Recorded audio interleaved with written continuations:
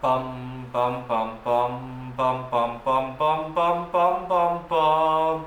The Peter Dislike Show. Bum bum bum bum bum bum bum. When I was a kid, I was eating a very atrocious diet. When I was 13, 14, 15 years old, I was eating a lot of sugar, and I didn't realize it, but also some of the additives I was eating was contributing to a number of chronic conditions that I have. So I had severe eczema, and I am autistic, but I keep it under control with my diet these days. And I still have to be very vigilant about not only diet, but also lifestyle issues like exercise, like sunlight, like good sleep. I have a very sensitive body. Even just one night of missing sleep, or one day of not eating right will really mess with a number of systems. And I think a lot of people with chronic diseases probably will find that they're suffering from toxicity in some way that they can quickly resolve. Right? I'll get to that in a moment. But I was 16 years old when I stopped drinking soda. I used to drink 2-3 liters of soda a day. And I quickly discovered how toxic of a culture we have. I wasn't having difficulty with physically not drinking the soda. I really wasn't having drug withdrawal or anything like that, but I was having a lot of social withdrawal. It didn't always go 100% smoothly when I refused soda at a party or even at a workplace event. A lot of times there were many bumps on the road. One of my favorite lines, and I don't hear it as much as I do in the past. I did in the past. People think I needed to have a more balanced diet. That's kind of like saying that you should use cocaine from time to time to have a more balanced social life, right? That's what I heard when I heard that.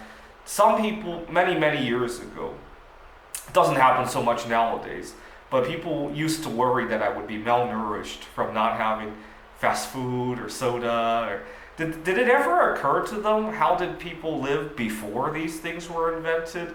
Right? We have a lot of great things that we have today that were invented before any of these things were available on the market. Right? Did it ever occur to these people?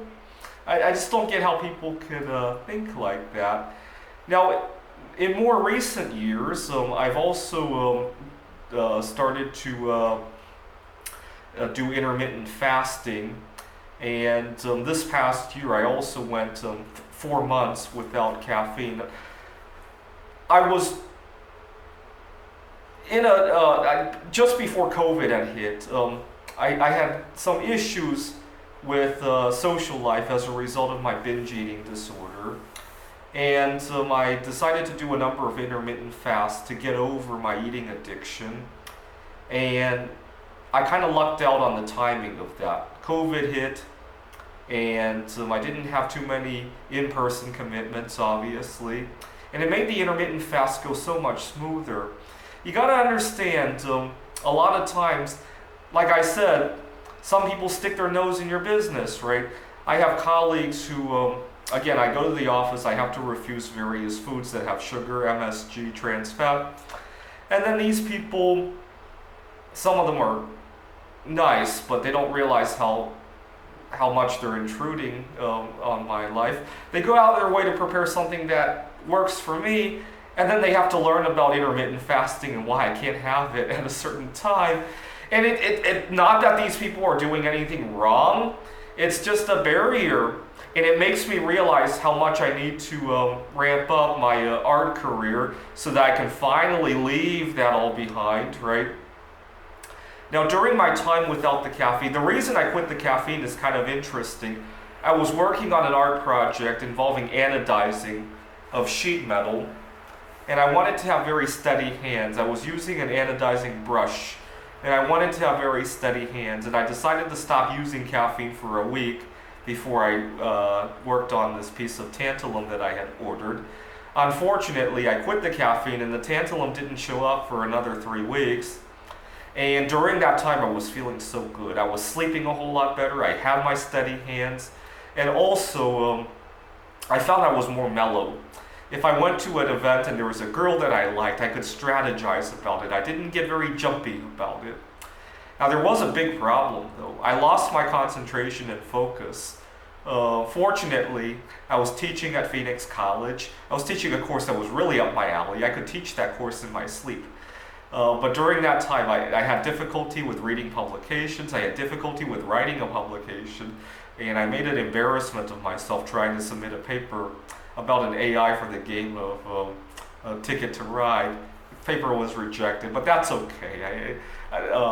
And unfortunately, this semester I'll be teaching a couple of courses that are not really up my alley. And so again, I have to kind of sacrifice what would be an ideal diet lifestyle because of my line of work. It just goes to show I really need to free myself from all of that. And it just goes to show I'm not even free to eat the way that I want to.